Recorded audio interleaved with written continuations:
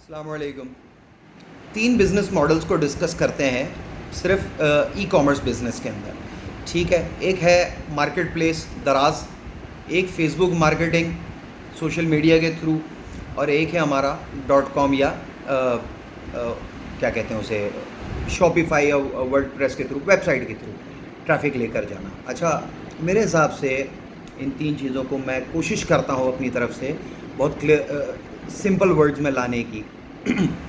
दराज से शुरू करते हैं। दराज के पास सबसे बड़ा बेनिफिट ये है कि उसके पास कस्टमरशिप है, क्योंकि दराज का एक अपना माइंडसेट, मतलब दराज का नाम लेते ही माइंड में आता है शॉपिंग प्लेस, ठीक है ना, मतलब जहाँ से ख़रीदारी की जा सकती है। तो वहाँ से उसकी मिसाल इस तरह से है कि हम मार्केट से हमें एक चीज़ ख़रीदनी है तो हमारे जहन में होता है कि हमें मार्केट जाना है, तो मार्केट स्पेसिफ़िकली मार्केट होती है। अब वहाँ मार्केट से हमारे को हमारी ज़रूरत की चीज़ डिफरेंट क्वालिटीज़ में मिल जाती है। एक ही जीन्स की पैंट है वो 200 रुपये की भी मिलेगी ज़ैनब मार्केट से। सदर की एग्जांपल ले लेते हैं आज कि एक जीन्स की पैंट है ज़ैनब मार्केट से मिल जाएगी 200 रुपये की। रैक सेंटर में चले जाएंगे 500 रुपये से लेकर 1000 रुपये तक की। डॉलमेन मॉल पे चले जाएंगे तो वहाँ पे मिल जाएगी ब्रांडेड 1500 रुपये, 3000 रुपये तक, इवन 10,000 रुपये तक की जीन्स मिल जाती है। प्लेस टू प्लेस वेरी करता है, लेकिन ये सारे मार्केट प्लेसेस हैं। अब हमें ये सोचना है कि हमें अपनी चीज़ कहाँ से ख़रीदनी है, क्या ख़रीदना है ये हमको पता है, तो हमें बाज़ार जाना है, हमारी रेंज के हिसाब से हमें लेना है। दराज भी एक मार्केट प्लेस है, तो उसके ऊपर जब हम जाते हैं तो वहाँ उसने सारी मार्केट प्लेसेस को, मतलब सारे बाज़ारों को लाकर आपकी स्क्रीन पे खड़ा कर दिया। ठीक हो गया। तो अब इसमें हमें 200 वाली जीन्स लेनी है तो वो भी एक दुकानदार अवेलेबल है, और 2000 वाली जीन्स लेनी है तो वो भी दुकानदार अवेलेबल है। फेक रिटर्न वाले मामला अपनी जगह चलते रहेंगे, ये दुनिया के हर बाज़ार में मसले मसाइल आते हैं। तो प्रोज़ एंड कॉन्स हर चीज़ के होते हैं। फ़िलहाल हम ये डिस्कस कर लेते हैं, या मैं अपनी सिर्फ इस चीज़ को क्लियर करना चाहता हूँ कि वाइबिलिटी किस में लगती है, या तीनों में कंपैरिजन किया है। तो एक तो ये चीज़ हो गया। अब इसके अंदर फेक कस्टमर भी है, और कस्टमर ज़्यादा इसलिए है क्योंकि कस्टमर को भी सिक्योरिटी है, उसके माइंड में है कि भाई ये बाज़ार है, बाज़ार से चीज़ खरीदी जाती है तो वापस भी की जा सकती है। छिछोरा ग्राहक तो हर जगह मिलेगा, चिंदी चोर तो हर जगह मिलेगा, उसका हमारे पास कोई इलाज नहीं है। उसको हमेशा हम लोग कहते हैं कॉस्ट ऑफ बिज़नेस, ठीक है ना, घाटी भी कहते हैं हमारी बिज़नेस की लैंग्वेज में, इसको घाटी भी कहते हैं कि यार 5% नुकसान तो हर धंधे में होता है। चोरी चकारी हो जाती है, चीज़ ख़राब हो जाती है, तो फेक रिटर्न भी हो जाते हैं, जाने दो। तो ये एक मॉडल हो गया। अच्छा, दूसरा है फेसबुक मार्केटिंग। फेसबुक मार्केटिंग को या इंपोर्टेड प्रोडक्ट्स को या वाव फैक्टर प्रोडक्ट्स को हम फेसबुक मार्केटिंग की तरह मार्केटिंग के साथ जो है मार्केट में फ्लोट करते हैं। तो उसका तरीक़ेकार ये होता है, उसकी एक एग्जांपल ये है कि हम किसी अम्यूज़मेंट पार्क चले जाते हैं, जैसे अलादीन की एग्जांपल ले लेते हैं। अलादीन पार्क चले जाते हैं, अलादीन के बाहर भी एक बाज़ार लगा हुआ है। उसमें ज़्यादातर क्या है कि सस्ते आइटम हैं, थोड़े महंगे में बिकते हैं, लेकिन वहाँ पर पता है कि हम अम्यूज़मेंट पार्क है। अब वहाँ किस तरह की चीज़ें बिकती हैं भाई, जैसे हम कभी बचपन में क्लिफ्टन, फनलैंड, प्लेलैंड जाया करते थे, तो वह लाइन से जो है ना दोनों तरफ रेडियाँ लगी हुई होती थी। या अब हम ये फेरियर हॉल के पास कभी कभार ऐसा कोई इस तरह की चीज़ लग जाए, या एक्सपो सेंटर में कभी कभार कोई एग्जीबिशन लग जाती, तो वहाँ पर भी बहुत सारे लोग स्टॉल्स लगाते हैं। अच्छा, वहाँ सिर्फ वो चीज़ें बेची जा सकती हैं जिसमें मतलब थोड़ा सा यूनिक हो, चलते फिरते कस्टमर लेता है, और कस्टमर ऐसी चीज़ें अननेसेसरी ले रहा होता है। मतलब ये वो चीज़ें जिनकी ज़रूरत नहीं है, ये जस्ट लग्जरीज़ हैं, नेसेसिटीज़ में नहीं आती। दराज पे मार्केट प्लेस में लग्जरीज़ और नेसेसिटीज़ दोनों मिलेंगी। इस तरह की मार्केट में यानी फेसबुक मार्केटिंग के अंदर बहुत कम नेसेसिटी मिलेगी, ज़्यादा लग्जरी आइटम बिकेगी, और इसका कस्टमर ज़्यादातर लग्जरियस ही होगा। मतलब ये देखते देखते ले लेगा, यार पसंद आ रहा है ले लो। अब इसमें कोई अंगूठी भी हो सकती है, कोई सूट भी हो सकता है, अच्छी डिज़ाइन का जूता भी हो सकता है, ब्रेसलेट भी हो सकता है, लॉकेट भी हो सकता है, पेंडेंट भी हो सकता है, बहुत कुछ हो सकता है। एग्जांपल्स बहुत सारी हैं। इसमें हमें कस्टमर को समटाइम्स वीडियोस के थ्रू बताना पड़ता है कि भाई ये चीज़ आपके लिए क्यों अच्छी है, यानी उसका एक अपना साइड है कि क्या कहना चाहिए, उसकी एक अपनी मार्केटिंग कॉस्ट है, उसको हम एड सेट कहते हैं या एड बजट कहते हैं। अच्छा, अब उसको और थोड़ा सा डिटेल में करेंगे, पहले ये तीसरे मॉडल पे चले जाते हैं। तीसरा मॉडल ये होता है कि हम .com पे चले जाएं या .pk पे चले जाएं। तो उसमें ये होता है कि अगर शॉपिफाई पे अगर वन प्रोडक्ट पे जाते हैं तो फिर वो फेसबुक से इंटीग्रेट कर लेते हैं कि यार कस्टमर का एतमाद बनना चाहिए, हमारी प्रोडक्ट है, हमें उसको 12 महीने चलाना है, 1 साल चलाना है, 2 साल चलाना है। तो उसके लिए हम ये करते हैं कि कस्टमर का एतमाद बढ़ाने के लिए उसको .com पे ले आते हैं, क्योंकि सिर्फ फेसबुक के ऊपर जाएंगे तो फेसबुक पे भाई बायर से ज़्यादा सेलर फ्रॉड कर देता है। जिस तरह दराज पे सेलर से ज़्यादा बायर फ्रॉड करता है, सेलर भी करता है, ऐसी बात नहीं है, लेकिन फेसबुक के अंदर ज़्यादातर जो हमें केसेस सुनने को या पढ़ने को मिलते हैं, देखने को मिलते हैं, उसमें बायर रो रहा होता है कि यार मेरे साथ फ्रॉड हो गया, मैंने ये चीज़ मंगाई थी, उसने ये चीज़ भेज दी, अब मैं क्या करूं। तो वॉइस ऑफ कस्टमर पे फिर लोग जाकर कंप्लेन करते हैं, लेकिन ब्लेम एंड शेम वाला ही गेम है इसमें। चूँकि सेलर को सिर्फ, जिस तरह लास्ट ईयर कोविड में हुआ था, लोगों ने अपना फेसबुक पे बहुत सारी मतलब सेलिंग्स की हैं और लिटरली लोगों ने अपने घर के कचरे भी साफ़ किए हैं। अब मैंने अपने बेटे के लिए पिछले साल रमज़ान ईद में ख़रीदारी तो करनी थी, तो मैंने अपने बेटे के लिए एक, मेरी वाइफ ने मंगवा लिया, वो लिटरली एक बार का था 1000 रुपये में 3 सूट मिले भाई। 1000 रुपये में 3 सूट का मतलब होता है 300 रुपये का जोड़ा। मेरी बेगम ने बोला बेहतरीन है, सस्ता है, मुफ्त के भाव में ले लो।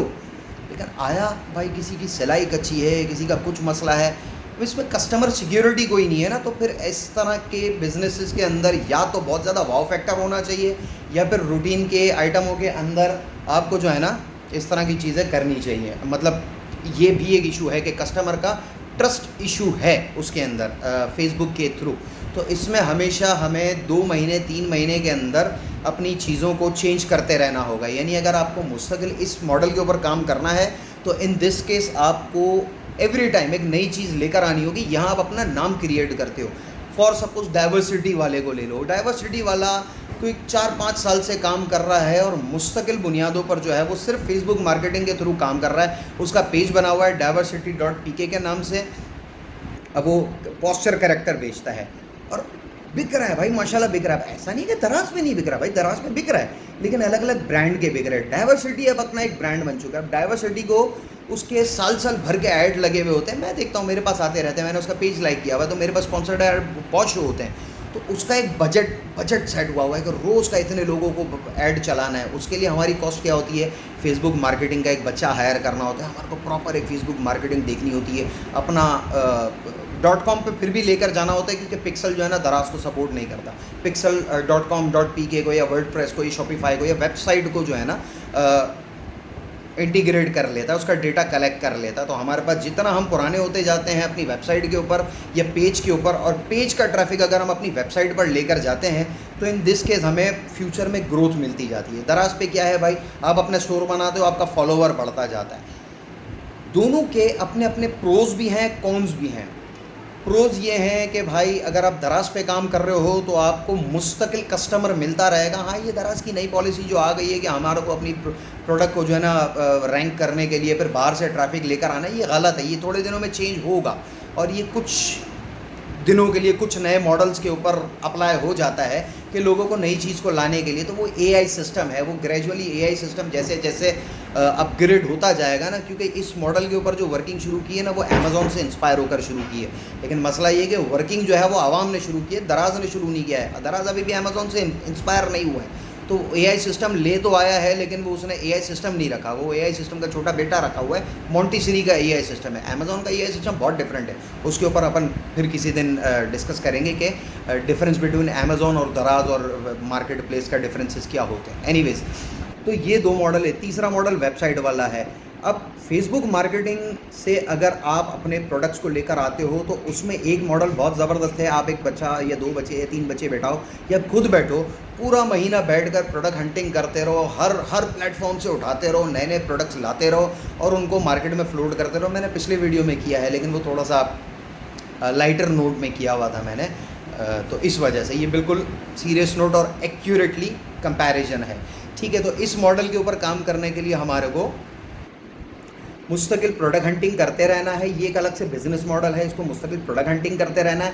एवरी मंथ आपके पास 100-50 प्रोडक्ट्स, चलो छोटे लेवल पे करते हैं तो 10-20-30 प्रोडक्ट्स की हमारे पास एक लिस्ट होनी चाहिए और उसको हम टेस्ट एंड ट्रायल पे डालते रहे, टेस्ट करते रहो। उसमें जो शॉर्ट लिस्ट होता जाए मंगवाते रहो।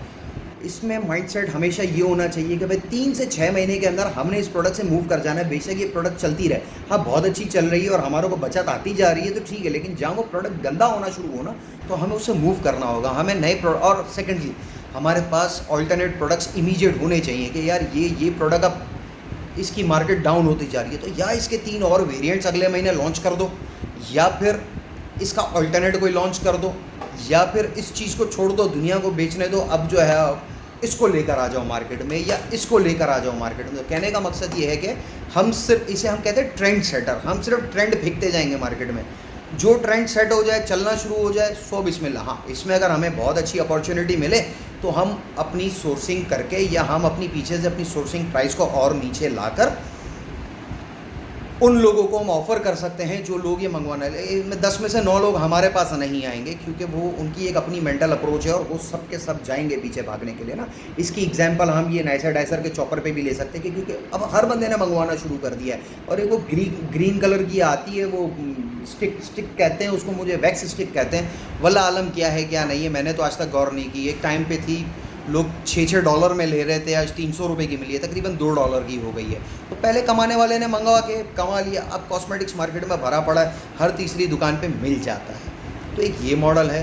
लोकल सोर्सिंग के साथ मैं अपने पॉइंट पर खड़ा हुआ हूँ कि हमें एक हाई टिकट प्रोडक्ट पे जाना चाहिए, एक तरीके के साथ जाना चाहिए, ऐसे प्रोडक्ट को टारगेट करना चाहिए जिसको हम 2-3 महीने टेस्ट करें, यानी लोकल सोर्सिंग से हम बाय करें, 2-3 महीने टेस्ट करें। अगर तो वो प्रोडक्ट अच्छी चलना शुरू हो जाती है तो इसके बाद हम उसमें अपना ब्रांड नेम डाल दें और उसका अपना नाम बना लें।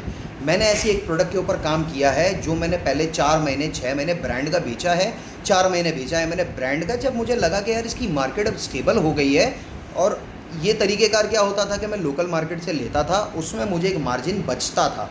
मतलब ऐसा नहीं था कि मैं रेट टू रेट बेचा था, मैंने डे 1 से उसको जो है ना प्रॉफिट में बेचा है। टाइम लगता है इसी प्रोडक्ट को ढूंढने में, लेकिन मिल जाती है, ठीक है। और हाई टिकट प्रोडक्ट्स होती है तो कंपटीशन कम मिलता है। फेक रिटर्न वाली बात तो भाई दुनिया के हर धंधे में, छोड़ दो उसको लेकर। अब रोते ही नहीं रहेंगे अपन कि यार एक फेक रिटर्न आ गया तो अपन बर्बाद हो जाएंगे। यार धंधा करने निकले हैं, बिजनेस करने निकलेंगे तो थोड़ा सा दिल बड़ा रखना पड़ेगा। अब जो बिज़नेस कॉस्ट या जो लॉस कॉस्ट हम इंपोर्ट करके किसी नए आइटम को मार्केट प्लेस पर लॉन्च करने में लगाते हैं, 60, 70, 80% लॉस मार्जिन तो उसमें भी है ना, तो उसको फेक रिटर्न में डाल दो, कोई मसले वाली बात नहीं है। थोड़ा सा दिल बड़ा करके, जिगरा पकड़ के, और इस चीज़ का जहन में रखना है कि भाई एक आइटम के ऊपर साल 2 साल मेहनत करनी है। मेहनत करने के बाद उस प्रोडक्ट को हमने इस लेवल पर लेकर जाना है कि सोचेंगे फ्लिप करना है कि नहीं करना। हो सकता है बिक जाएगा, लेकिन पहले दिन से अगर एक आदमी जहन बनाकर बैठ जाए ना कि यार मैंने तो बस इसको, मतलब ये उस तरह से है कि अगर मैं एक गाड़ी ख़रीदूं और पहले ही दिन मेरे जहन में ये हो कि ये गाड़ी मुझे बेचनी है। सेकेंड हैंड कार के ऊपर अगर बात करते हैं, फॉर एग्जांपल मैंने एक बंदे से सेकेंड हैंड कार ली, तो उसने मुझे बोला कि यार तुझे बेचनी है कि चलानी है, तो मैंने कहा चलानी है। तो इसके बाद उसने मुझे कहा कि भाई फिर इसके ऊपर प्रॉपर खर्चा कर, ठीक है ना। यानी मैंने एक गाड़ी खरीदी, मैकेनिक के पास लेकर गया तो उसने बोला भाई ये 100 रुपये वाली चीज़ भी लगती है, ये 500 रुपये वाली चीज़ भी लगती है, तूने बेचनी है कि चलानी है। मैंने कहा यार मुझे चलानी है, तो बोले 500 वाली लगा। अब बेचने वाले का माइंड सेट मालूम है क्या होता है, यार 100 वाली चीज़ लगा, फिट कर, घुमा आगे, ये सर्कुलेशन होता है। तो जिसका पहले दिन से माइंड ये होगा ना कि यार उसने सिर्फ आगे घुमाना ही घुमाना है, बेचना ही बेचना है, तो इस चक्कर में वो और बहुत सारी चीज़ें ऐसी कर जाएगा कि अगले ख़रीदने वाले को भी नुकसान होगा। तो बेचने ख़रीदने का, तिजारत का उसूल असल में तो ये है ना कि यार आप किसी को कोई चीज़ बेचो तो ख़रीदने वाले को फ़ायदा होना चाहिए। मतलब अगर हम सिर्फ इस नीयत से एक अकाउंट का स्टैट्स इतना हैवी कर दें कि यार सामने वाले को ख़रीदने के बाद उसका पूरा तेल निचोड़ने के बाद हम उसको दे दें, पाकिस्तान की मार्केट में बेचना है ना, तो अगर हम उसको बेच दें और सामने वाला नुकसान कर जाए, यार फिर ये तिजारत तो ना हुई ना यार, ये तो फ्रॉड हुआ। तो बहरहाल ये मेरा अपना पॉइंट ऑफ व्यू है कि हमें अगर इस मॉडल पे काम करना है, मॉडल दोनों अच्छे हैं, लेकिन मॉडल को रन करने का थोड़ा सा रोड मैप अगर हम सही कर लें तो मॉडल्स दोनों अच्छे हैं, क्योंकि कोविड से पहले भी तो लोग दोनों चीज़ों पर काम कर रहे थे। अब ये बात भी फैक्ट है कि यार मार्केट प्लेस के अपने कॉन्स हैं, यानी कुछ लूप होल्स हैं, उनके साथ हमें एडजस्ट करना होगा। लेकिन यार फिर एडजस्ट करने में और कॉम्प्रोमाइज़ करने में तो मतलब हम पैसे देकर नौकरी करें, ये भी बुरी बात हो जाती है ना कि यार सामने वाला बिल्कुल ही ब्लैकमेल करने पे आ जाए। मतलब जैसे मैनेजमेंट है वो फिर हमें बॉदर नहीं करती हमारे को जवाब देना ना, तो हम ऐसी चीज़ के ऊपर काम करें कि यार कल को मूव होना हो ना तो हमें तकलीफ़ ना हो कि यार इस पर तो मैंने अपनी जान लगा दी थी, जान मार दी थी, खून पसीना कर दिया था, और आखिर में यार मेरे साथ ऐसा हुआ, मेरा स्टोर बंद कर दिया है ड्यू टू एनी रीज़न। अगर वो मेरा स्टोर डी लिस्ट हो जाता है, डी रैंक हो जाता है, डीएक्टिवेट हो जाता है, यार कॉरपोरेट से लड़ना आसान नहीं होता ना। इंडिविजुअल फॉर्म के अंदर ये इंडिविजुअल आदमी कॉरपोरेट से लड़ता नहीं है, वो बोलता है यार बस जाने दो, दफा करो, हम 2-4 गालियाँ देते, सलवाते, सुनाते और चले जाते हैं। अब मसला ये कि वो उर्दू में सामने वाला उर्दू समझता है तो हम उसको थोड़ा ज़्यादा सलवाते सुना देते हैं। तो मॉडल्स दोनों अच्छे हैं अगर उनको प्रॉपर रोड मैप के साथ चला जाए। और हमारे को जो बाबा साहब ने कहा था कि किसी भी बिज़नेस में घुसो या किसी भी चीज़ में घुसना चाहो तो 20 साल आगे के आदमी को देखो या 10 साल आदमी। मैं भी किसी बिज़नेस में घुसने की कोशिश करता हूँ ना, तो मेरा कैलकुलेशन ये होता है कि अगले 5 साल में मैं खुद को कहाँ देखता हूँ या अगले 5 साल में मैं इस बिज़नेस को कहाँ देखता हूँ। मैं इस हिसाब से उसको एनालाइज़ करता हूँ कि इस बिज़नेस की 5 साल में ग्रोथ क्या हो सकती है, इस प्रोडक्ट की अगले 5 साल की क्या स्टैट्स हो सकते हैं। इस तरीके से अगर हम थोड़ा सा शुरू करने से पहले इवैल्यूएट करना शुरू कर देना तो हम अंधाधुंध पैसा नहीं डालेंगे। काम किसी का भी ख़राब नहीं होता, काम कोई भी ख़राब नहीं होता, लेकिन एक तरीक़ेकार होता है। ये काम करने वाले लोग होते हैं जो काम को सही या गलत या अच्छा या बुरा कर देते हैं। करीम या उबर की मिसाल ले लो, शुरू में आया था, लोगों के लिए बड़ा कन्वीनियंट था। बाद में जब कैप्टन्स ने वो, अब कैप्टन्स का और करीम का अपना मामला होगा, लेकिन मैनेजमेंट से कोई इशू आया कि वो कैप्टन्स को बचना बंद हो गया, तो इसमें फिर कुछ 2 नंबर लोग भी घुस गए, ठीक है ना। तो 2 नंबर घुसे तो फिर वो वहाँ के अपने कुछ इंटीरियर इश्यूज़ थे जिसकी वजह से उनकी स्क्रूटनी ना हो सकी। भुगता किसने? बायर ने। बायर जब एक चीज़ भुगत लेता है ना तो फिर वो उसके बाद कुछ भी नहीं है सिवाय सोशल मीडिया पे वो चिल्ला कर बताएगा इसने मेरे साथ गलत किया, इसने मेरे साथ गलत किया, और सब नेगेटिव को फ़ौरन पकड़ते हैं। ओ माय गॉड आपके साथ ऐसा हुआ, ओ माय गॉड मैं सिंपैथी देता हूँ। कोई भी जाकर नहीं पूछेगा उबर से, करीम से, कैप्टन से कि यार तुम्हारे साथ कभी कुछ हुआ था। रिसेंटली इंडिया में जो हुआ था वो टैक्सी ड्राइवर को लड़की ने पकड़ के चंबे लगाए थे। बाद में उस लड़के के साथ जितना भी लोगों ने सिंपैथी कर ली या उसने अपने आप को जस्टिफाई कर लिया, क्लियर कर लिया, लेकिन डे 1 हर आदमी ने उस गरीब टैक्सी वाले को जलीलो ख्वार करके रख दिया था। लड़की ने तो देन दियर का होता है, गरम का सौदा होता है, तो गरम के ऊपर जो हो गया। बात की कोई वेरिफिकेशन करने नहीं आता, जस्टिफिकेशन करने नहीं आता। ये आज की बात है, आज का मुद्दा है, आज का टॉपिक है। कल कोई वेरिफिकेशन करने के लिए नहीं आएगा कि यार मैंने कल क्या कहा था और कल कैसे बात हुई थी और 1 साल पहले मैं क्या कह रहा था। टाइम चेंज हो रहा है ना, टेक्नोलॉजी आगे बढ़ रही है, दुनिया बहुत स्पीड में भाग रही है, तो जो आज है वो कल नहीं है। तो मैं आज की बात कर रहा हूँ कि आज की डेट में दराज के ऊपर दुकान खोलनी हो तो सिर्फ उस हद तक बिज़नेस करो कि तुम्हारे को खून ना डालना पड़े, जान ना मारनी पड़े, और अगर कल को वो बंद हो जाए तो यार मूव ऑन कर सको, ठीक है। और फेसबुक मार्केटिंग के थ्रू तुम काम करते हो तो कल को कोई दूसरा इंपोर्टर आकर अपना माल उतार के ले आए, तुम्हें फ़र्क ना पड़ता, तुम आगे मूव ऑन कर जाओ। अगर तो प्रॉपर वे में ब्रांड के साथ काम करना है तो भाई फिर उसका एक अलग ही सिनेरियो है, उसके अलग पैसे लगते हैं, उसकी एक ब्रांड कॉस्ट है। उसके ऊपर अपन कभी फिर किसी दिन इंशाल्लाह ताला मैं डिटेल में बात करूंगा कि ब्रांड को अगर ब्रांड बनाना हो तो फिर उसके लिए क्या क्या खून पसीना और कुर्बानियाँ और कितना पैसा लग सकता है। आज के लिए इतना ही। अस्सलाम वालेकुम, थैंक यू वेरी मच।